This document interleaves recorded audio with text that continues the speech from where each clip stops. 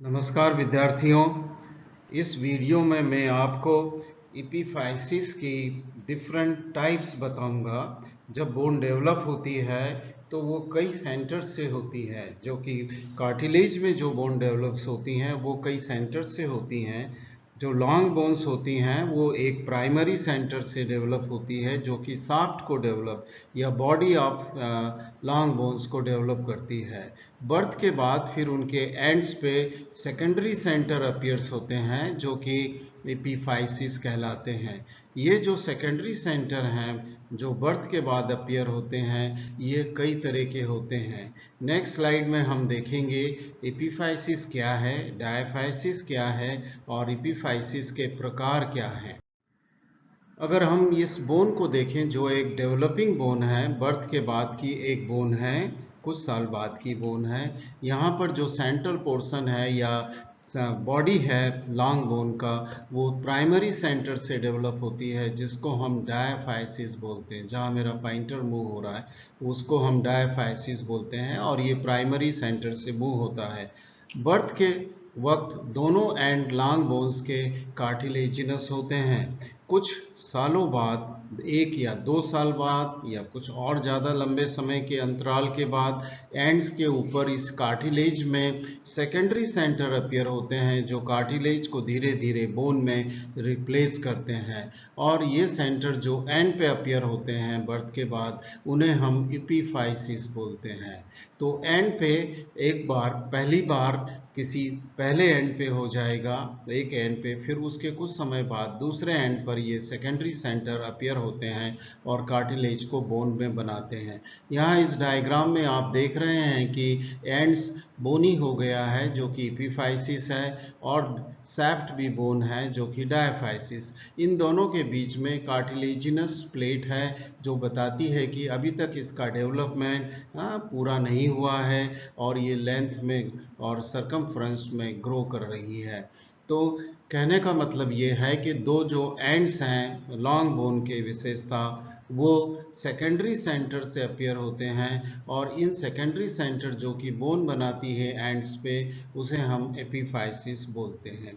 अब सवाल ये उठता है कि ये जो एपिफाइसिस बोन है, ends of the long bone या इरेगुलर बोन की भी हम बात करें, तो वो किस बेसिस पर या किस मैकेनिज्म के कारण ये बोन बनना शुरू होती है एंड्स पर।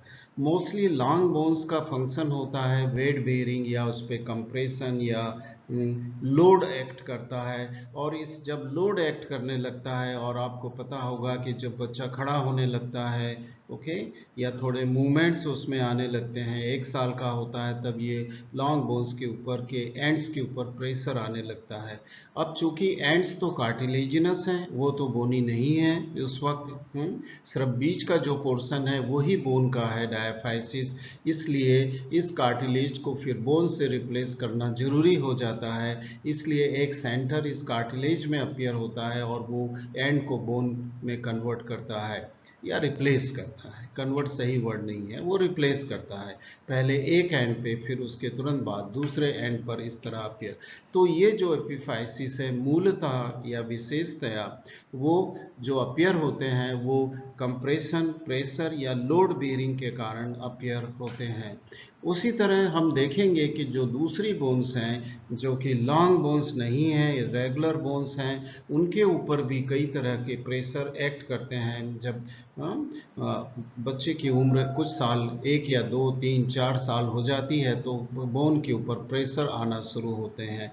जब जो इरेगुलर बोन है, हो सकता है कि उनके ऊपर कंप्रेशन प्रेशर ना भी आ रहा हो, पर जो मसल उन बोन्स पर अटैच हैं, जो लिगामेंट्स उन बोन पर अटैच हैं, वो उनका प्रेशर उसके ऊपर, जिस प्रेशर को हम तनाव का या ट्रैक्शन प्रेशर बोल सकते हैं, खिंचाव का प्रेशर आ सकता है। तो बोन के किसी भी भाग में, चाहे वो एंड हो या ना हो, अगर मसल के अटैचमेंट के कारण उस पर पुल का प्रेशर आ रहा है या ट्रैक्शन का प्रेशर आ रहा है, तो उस प्रेशर को रेजिस्ट करने के लिए जो कार्टिलेजिनस पार्ट है बोन का, वो भी बोन में कन्वर्ट हो जाने लगता है, और उस जगह भी एक सेकेंडरी सेंटर अपीयर होता है। अतः क्या क्या जो वो हैं फैक्टर्स हैं जो बोन के अंदर सेंटर्स को, सेकेंडरी सेंटर्स जो कि एपिफिजियल सेंटर हैं, उनको बनाने में मदद करते हैं। पहला हमने पढ़ा कंप्रेशन, लोड बीयरिंग या दबाव वाला प्रेशर जो है उसके कारण होते हैं, जो मूलतः लॉन्ग बोन्स के एंड पे होते हैं।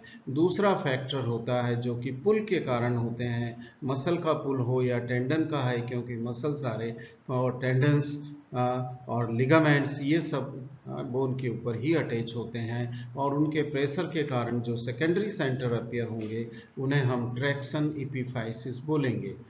एटाविस्टिक एपिफाइसिस के बारे में मैं बाद में बताऊंगा। तो इस तरह आप देखिए कि एपिफिजियल बोन जो कि सेकेंडरी सेंटर से बनती है वो तीन तरह की होती है: pressure epiphysis, traction epiphysis and atavistic epiphysis. अब हम इन तीनों तरह की जो एपिफिजियल बोन है उनके बारे में थोड़ा सा विस्तार से देखेंगे। पहले हम देखते हैं प्रेशर एपिफाइसिस क्या है। इस साथ के डायग्राम में फीमर का अपर एंड बताया गया है, और ये जो है ये हेड ऑफ द फीमर है। चूंकि जब बच्चा खड़ा होने लगता है तो हेड ऑफ द फीमर के ऊपर प्रेशर आने लगता है, और तब तक ये हेड है वो कार्टिलेजिनस ही होता है, वो बोन नहीं होता। शाफ्ट जब तक बोन बन चुका होता है, इस प्रेशर के कारण फिर जो एंड्स हैं, चाहे वो अपर एंड है या लोअर एंड है, उसके ऊपर कार्टिलेज के अंदर एक सेकेंडरी सेंटर अपीयर होता है जो इसको बोन में रिप्लेस करता है। इसलिए ये जो हेड लॉन्ग बोन के जो अपर एंड या लोअर एंड हैं उनके ऊपर प्रेशर के कारण जो सेकेंडरी सेंटर या एपिफाइसिस जो अपीयर हुआ या एपिफिजियल बोन जो अपीयर हुई, वो प्रेशर के कारण या लोड बेयरिंग के कारण अपीयर हुई। इस तरह की एपिफाइसिस को हम प्रेशर एपिफाइसिस बोलते हैं।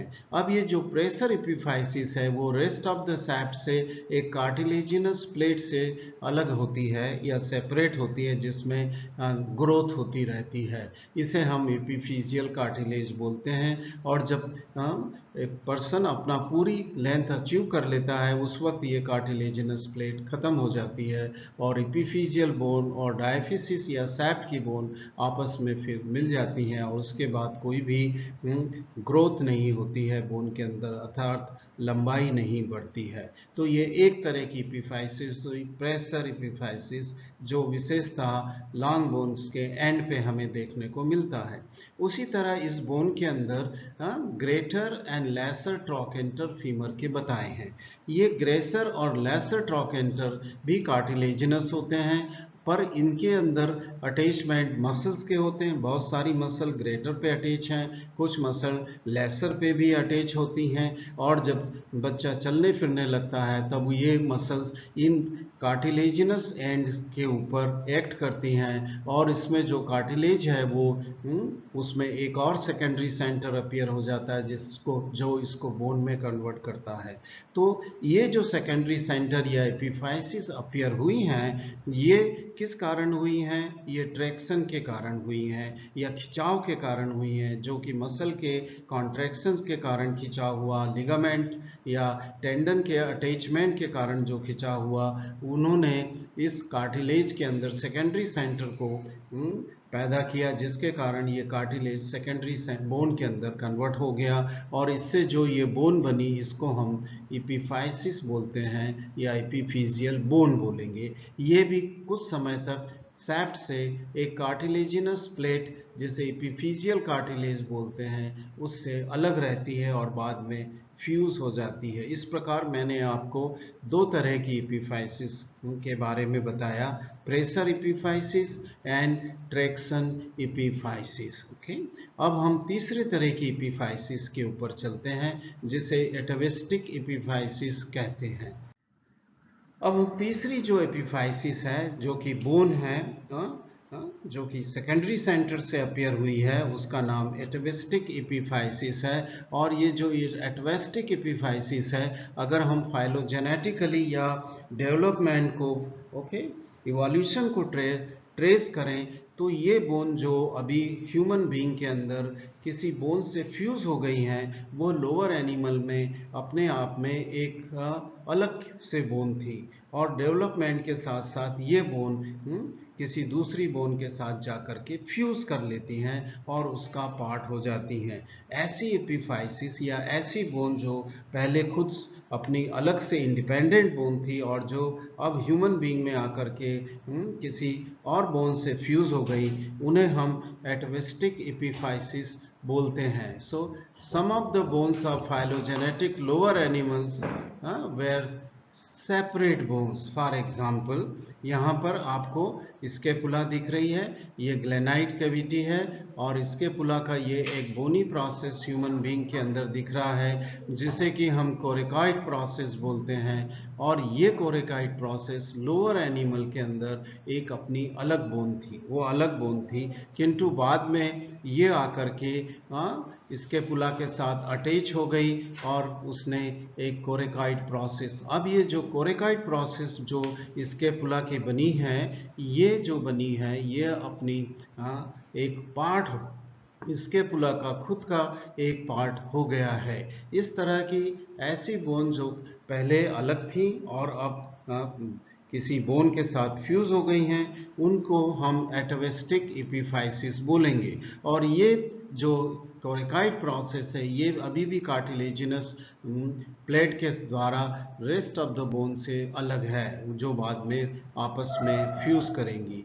ये एक बेहतर एग्जाम्पल है कोरिकॉइड प्रोसेस ऑफ स्केपुला, जो कि स्केपुला की ग्लिनाइड कैविटी से जाकर के फ्यूज हो गई है और उसने शोल्डर जॉइंट बनाने में या तो पेक्टोरल गर्डल बनाने में हेल्प दिया। अब इस कोरिकॉइड प्रोसेस पे बहुत सारे लिगामेंट्स और मसल्स अटैच होते हैं। अब हम एक दूसरा एग्जाम्पल अगर देखें एटवेस्टिक एपिफाइसिस का, तो वो एंकल जॉइंट के पास की बोन्स होती हैं जिन्हें हम टार्सल्स बोन बोलते हैं। उसमें एक बोन है टेलस जो कि टिबिया के लोअर एंड से आर्टिकुलेट करता है। उसके पोस्टीरियर साइड में एक ट्यूबरकल होता है जिसे हम पोस्टीरियर ट्यूबरकल बोलते हैं। ये देखिए, ये टेलस बोन है जो कि टार्सल बोन है फुट की, और उसके पोस्टियर एंड के ऊपर ये जो एक ट्यूबरकल है इसे पोस्टीरियर ट्यूबरकल ऑफ टेलस बोलते हैं। और इसका जो ये ट्यूबरकल है ये पहले कुछ एनिमल्स में एक इंडिपेंडेंट बोन था जो कि बाद में आकर के टेलस के साथ फ्यूज हो गया। तो इस फ्यूजन को और इस बोन को जो कि टेलस का पार्ट हो गया है हम ऑस्ट्राइगोनम बोलते हैं। अगर आप एक्सरे भी लेंगे जहां ऑस्ट्राइगोनम होते हैं, जिनमें वैसे तो ये नहीं मिलेगा, पर कभी कभी ऑस्ट्राइगोनम एक सेपरेट बोन के रूप में दिखेगा जो कि टेलस के पीछे होगा। और इससे कन्फ्यूज़न ये होता है कि एक्सरे में जो ये बोन दिखती है तो हो सकता है कि फिजिशियन ये समझे कि ये एक फ्रैक्चर होने के बाद एक सेपरेट बोन है, पर ये सेपरेट बोन नहीं है, ये ऑस्ट्राइगोनम है जो कि इससे टेलस से फ्यूज नहीं हो पाई। ओके, फेलियर ऑफ फ्यूजन हो गया है, अदरवाइज नॉर्मली इसका फ्यूजन होना चाहिए था टेलस के साथ। तो इस तरह हमने देखा कि 3 तरह की बोन होती हैं, एपिफिजियल बोन होती हैं जो कि सेकेंडरी सेंटर से डेवलप होती हैं। Pressure epiphysis, traction epiphysis and atavistic epiphysis. मुझे आशा है कि आपको यह अच्छी तरह से समझ में आ गया होगा। ये एक इम्पॉर्टेंट शॉर्ट नोट है जो बहुधा एग्जाम में पूछा जाता है। Thank you very much for watching this video.